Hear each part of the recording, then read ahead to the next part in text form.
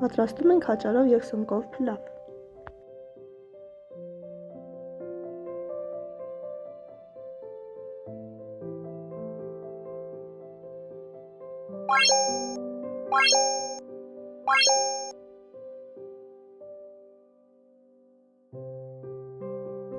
Կաթսայի մեջ ջուր ենք լցնում, դնում գազօջախին,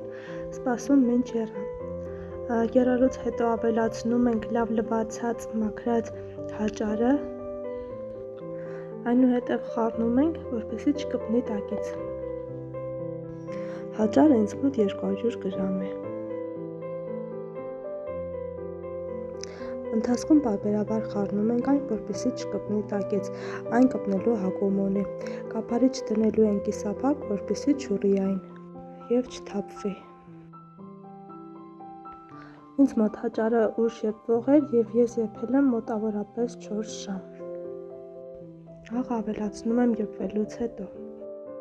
Հաճարը արդեն պատրաստ է, եփվել է։ Սունկը լվանում ենք հոսող ջրի տակ, ջրքամում այն և սկսում կտրատել, ոչ շատ խոշոր չափերի պետք է լինի այն։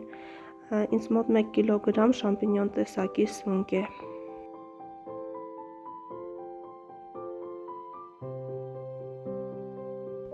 Սնկի փոքր գլխիկները բաժանում եմ 2 մասի, միջին գլխիկները բաժանում եմ 4 հավասար մասերի։ Այնուհետև վերցնում ենք 3 միջին չափի գլուխ սոխ, մաքրում այն և կտրատում միջին չափի խորանարդիքների։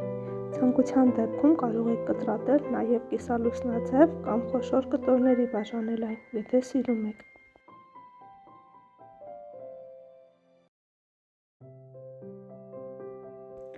Որից հետո տապակը դնում ենք կրակին և ավելացնում յուղը։ Այնուհետև մանր կտրատած սոխը, խառնում այն, տապակում մինչ ոսկեգույն դառնալը։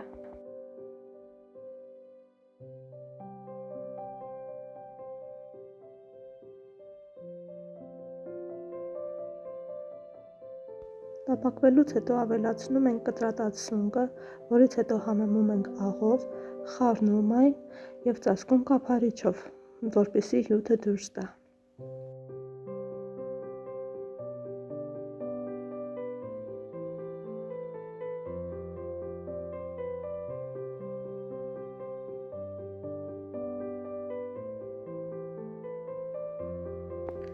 Հյութը դուրս տալուց հետո վերցնում ենք կափարիչը և մի փոքր տապակում այն, մինչ կարմրել է։ Այնուհետև ավելացնում ենք նախօրոք ջրքամած հաճարը,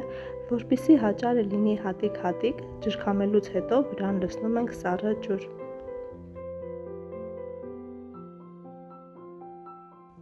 Խառնում ենք այն, որպեսզի համերը միաձուլվեն։ Եվ վերջ, մեր փլավը պատրաստ է։ Բարի ախորժակ։